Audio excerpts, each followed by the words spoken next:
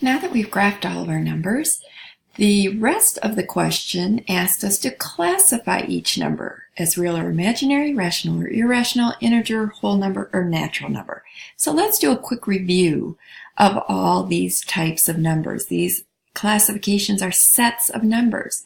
And the first set we talk about is our natural numbers. These are the first numbers you learn as a kid. We call them counting numbers, 1, 2, 3, 4. You can see they can be represented differently. For example, 4/4 simplifies down to the number 1, which is a natural number, or square root of 9 simplifies down to 3, which is also a natural number. So the next set is our whole numbers. Whole numbers include all the natural numbers and they add 0. That was the next concept you learned about probably before entering elementary school. Once you're in elementary school, we added the set of integers. That's our natural numbers plus our whole numbers plus negative numbers. So, for example, -100, -2. These are all integers. They're the positive and the negative numbers.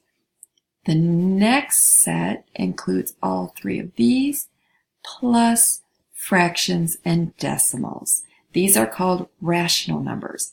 So rational numbers are any number that can be represented in fraction form.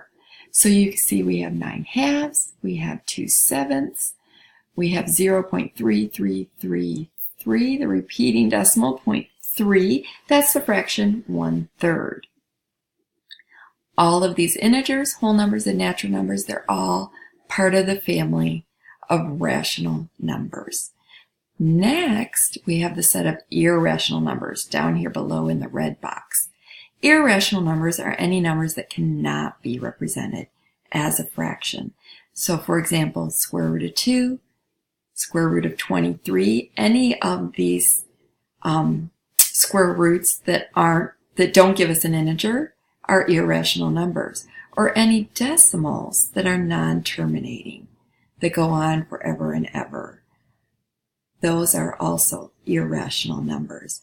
Now, all of these together make up the family of real numbers. And real numbers we compare to imaginary numbers. You will learn about imaginary numbers in Algebra 2. You don't need to worry about them now, but when we combine real numbers and imaginary numbers, we get complex numbers. That all happens for you in Algebra 2. In Algebra 1, we are just going to focus on real numbers, which are rational numbers, are integers, whole numbers, natural numbers, and these irrational numbers.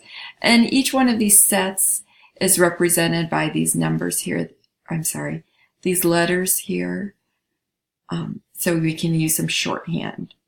Now so let's go and take a look at all of these numbers that we put on our number line, and let's classify each of them.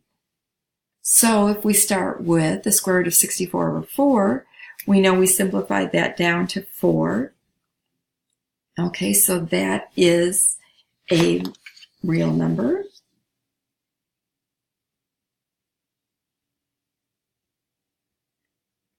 Okay, it's also rational. It's an integer.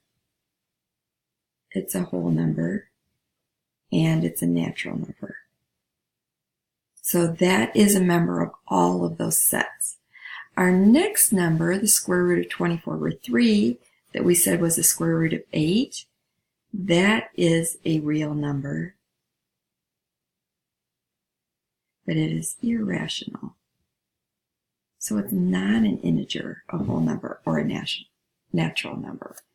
-12/8 that we reduce down to -4/3, or -1.5. Sorry. Reduce that down to -3/2. So sorry. -1.5. That is a real number. And it's also rational. But it's not an integer because it's a decimal 0.5. Okay, and the same is true with our remaining two numbers.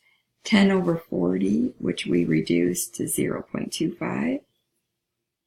That is also a real number and rational, and the same with -8/12.